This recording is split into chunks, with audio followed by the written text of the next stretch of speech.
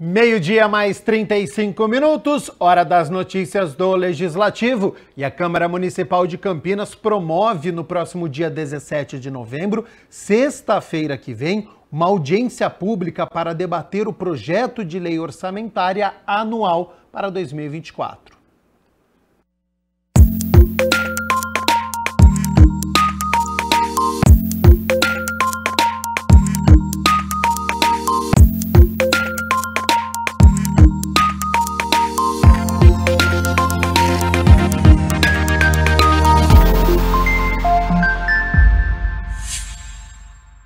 Totens estão espalhados pela cidade para a divulgação da Lei do Orçamento Anual 2024, no Largo do Pará, na Biblioteca Pública Municipal, localizada na Avenida Benjamin Constant, também na Praça Arautos da Paz, na Avenida Luiz de Tella, que fica na cidade universitária, no distrito de Barão Geraldo, em frente ao Hospital Dr. Mário Gatti, no cruzamento da Rua Manuel Machado Pereira com a Rua Edson Luiz Rigonato, no distrito do Campo Grande, e nas duas entradas da Câmara Municipal, na Avenida Roberto Manche e na Avenida da Saudade. O vereador Jorge Schneider, que é o presidente da Comissão de Constituição e Legalidade, falou sobre a importância da divulgação da audiência pública. Nós precisamos que a população saiba a sua obrigação de saber aquilo que é onde se gasta o dinheiro de Campinas.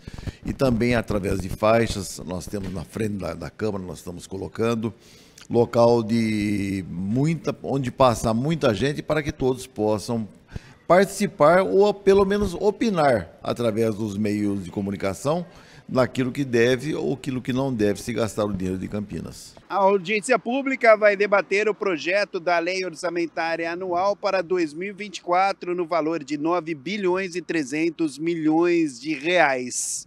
A reunião foi convocada pela Comissão Permanente de Constituição e Legalidade. No dia 17, próxima sexta-feira, da semana que vem, nós teremos essa importante audiência onde nós estaremos divulgando, estaremos discutindo aquilo que será gasto para o orçamento do ano que vem. E nós queremos uma Campinas melhor. Após a audiência pública, o PL será votado em primeira análise. Se aprovado, serão na sequência 2 reuniões ordinárias para que emendas sejam propostas. Segundo a população, a transparência com o orçamento, com as receitas e despesas para 2024 é fundamental. Acredito que seja muito importante para o pessoal saber, né, para onde o dinheiro está indo.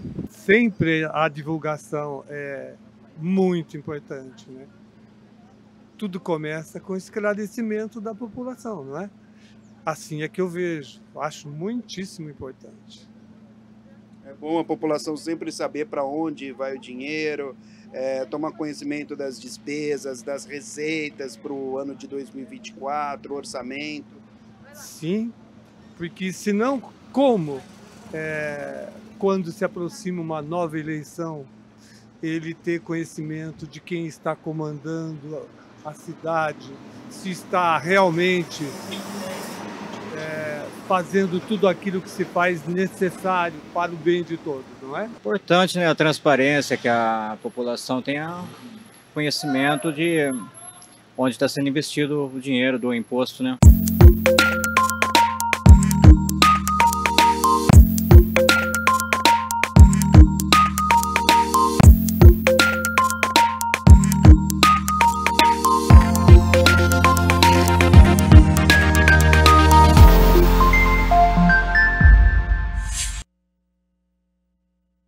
Vamos falar sobre saúde agora aqui nas notícias do Legislativo, porque uma roda de conversa sobre o Novembro Azul reuniu especialistas para alertar sobre a necessidade da prevenção contra o câncer de próstata. No Brasil, estimam-se 71.730 novos casos de câncer de próstata por ano. A previsão é para o triênio de 2023 a 2025. Atualmente, é a segunda maior causa de morte entre homens no país. Em primeiro lugar, a próstata, né? Onde ela fica no corpo do homem, entre a bexiga e a uretra peniana. Então, ela fica na pelve, fica quase escondida embaixo da bexiga. Isso torna justamente o diagnóstico precoce, o diagnóstico inicial muito difícil, porque ela não é um órgão que está presente, visível, externo. E justamente também o câncer ele não começa dentro da próstata, perto da uretra. Geralmente ele está na parte como se fosse mais interna para dentro do corpo. E por isso o câncer inicial geralmente não provoca nenhum tipo de sintoma de obstrução urinária, de sangramento, de dor a urinar. Quando tem esses sintomas e estão relacionados ao câncer, muitas vezes ele já está um pouco mais avançado.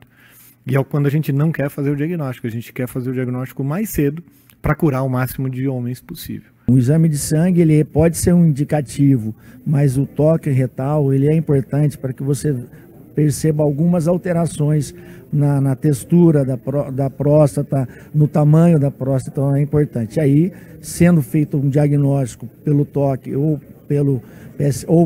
também pelo PSA, aí parte para outros exames, como por exemplo uma ressonância nuclear magnética, se for realmente constatado, tá aí uma biópsia de próstata, enfim, mas são exames mais avançados, são exames complementares, mas o mais importante é o exame de sangue com o toque retal. Não deixem de fazer. Desmistificar a prevenção e até mesmo o tratamento pode auxiliar no diagnóstico precoce, na cura e na retomada da vida normal. A função dela no corpo do homem é produzir o líquido espermático, então produzir o líquido do esperma. Então, por exemplo, um homem que faz a cirurgia da próstata, que retira a próstata, ele ainda pode ter relações sexuais, ele ainda vai para urinar normalmente, ele ainda pode ter todas as suas funções preservadas, mas geralmente até na própria relação sexual ele pode ter o orgasmo, mas ele vai acabar tendo um orgasmo que a gente chama seco. O vereador Paulo Haddad passou pelo diagnóstico, pelo tratamento, cirurgia e agora incentiva a prevenção. Quando você está de um lado, né, a leitura da situação é uma, mas quando você se coloca do lado do paciente, a reflexão ela é muito grande.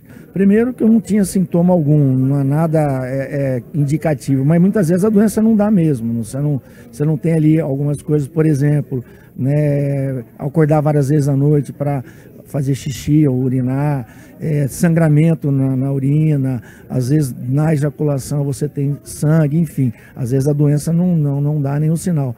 Mas como eu não tinha nada, não sentia nada, eu fazia todos os outros exames, às vezes exames mais invasivos, como por exemplo endoscopia, digestiva alta, colonoscopia, e um exame tão simples, um PSA, né, que é um examezinho de sangue, um toque retal, que teria sido talvez diagnosticado um pouquinho antes, mas deu tempo de acudir, de resolver. Mas fica realmente essa reflexão, né? Não pode deixar, passaram-se acho que 3 anos, mas a gente não pode. É anual, tem que fazer o exame.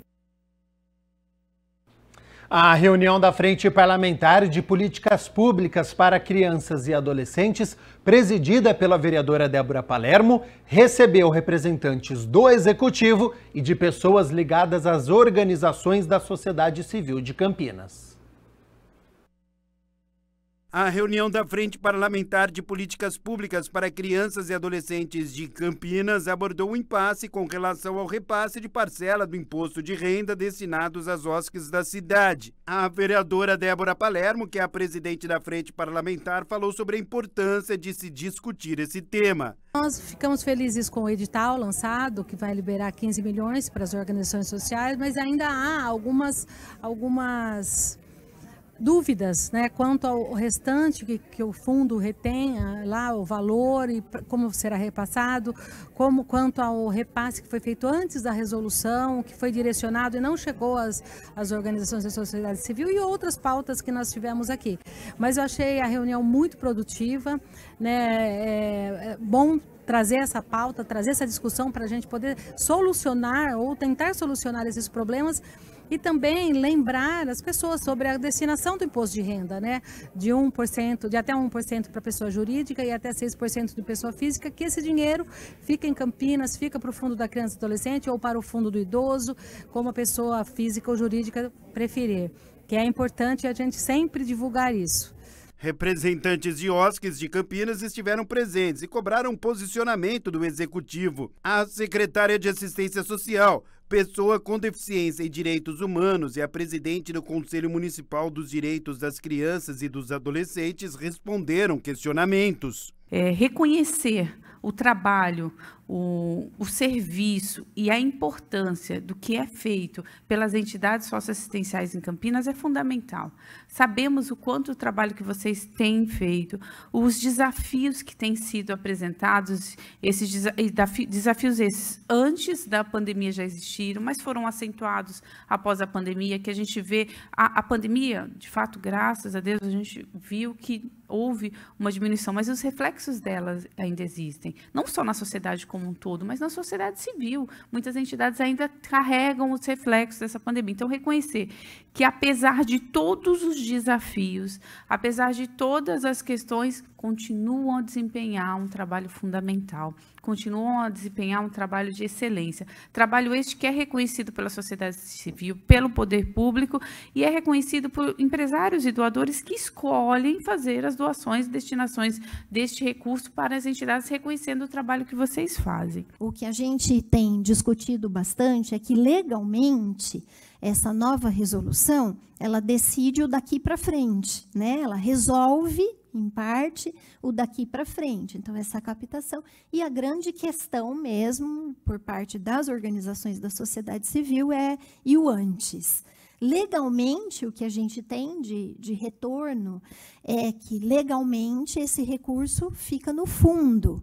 E o fundo, então, vai deliberar, né, o colegiado vai deliberar as possibilidades de utilização desse recurso, que é a partir do edital, né, a partir da chancela, então, a partir dessas possibilidades legais que hoje estão colocadas. A Comissão Permanente de Finanças e Orçamento realizou a 9ª reunião no ano e analisou 6 projetos. Confira. Presidida pelo vereador Carlinhos Comelô, a Comissão de Finanças e Orçamento analisou os 6 projetos que estavam na pauta. PLO 263-2023 do processo 239639 da autoria da mesa da Câmara, que fixa os subsídios do prefeito municipal, vice-prefeito, secretários municipais para a legislatura de 2025 e 2028. Com o parecer favorável desse vereador, pergunto qual o parecer do vereador Bispo Fernando Mendes. Eu acompanho o relator, voto favorável também. Obrigado. Pergunto o voto do vereador Marrom Cunha. Senhor presidente, favorável. Com 3 votos favoráveis, está aprovado. Discussão e votação do parecer sugerido pelo senhor Carlinhos Comelô, favorável ao PLC 50 de 2023 do processo 238871 da autoria do prefeito municipal, que altera o artigo 2 da lei de 11.223 de 14 de maio de 2022, que desincorpora a classe de bens de uso de bens dominicais e autoriza o município de Campinas a doar um imóvel para o governo do estado de São Paulo, visando a construção de um centro de integração e cidadania, SIC. Com o parecer desse vereador favorável, pergunto ao Bispo Fernando Mendes qual o seu parecer. Acompanho o relator, voto favorável também. Vereador Marrom Cunha. Senhor presidente, favorável. Com 3 votos favoráveis, está aprovado. O item 3, projeto que desincorpora da classe de bens públicos de uso comum do povo e transfere para a de bens patrimoniais a área de propriedade da Prefeitura Municipal de Campinas.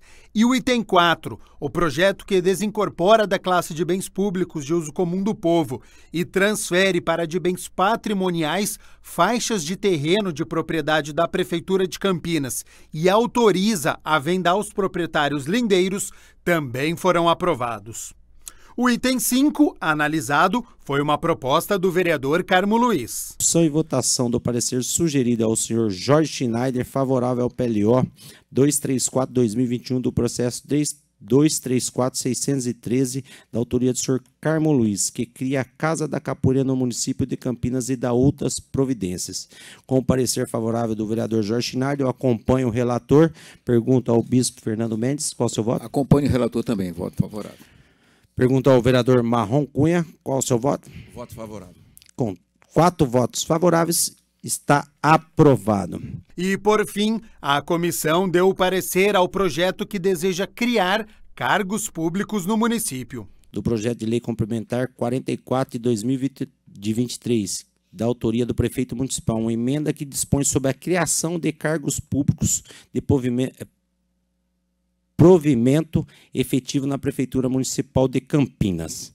Esse foi dado o relator, foi dado por esse vereador, voto favorável. Pergunto ao bispo Fernando Mendes, qual o seu voto? Eu acompanho o relator, voto favorável. Pergunta ao vereador Marrom Cunha. Voto favorável. Com 3 votos favoráveis, está aprovado.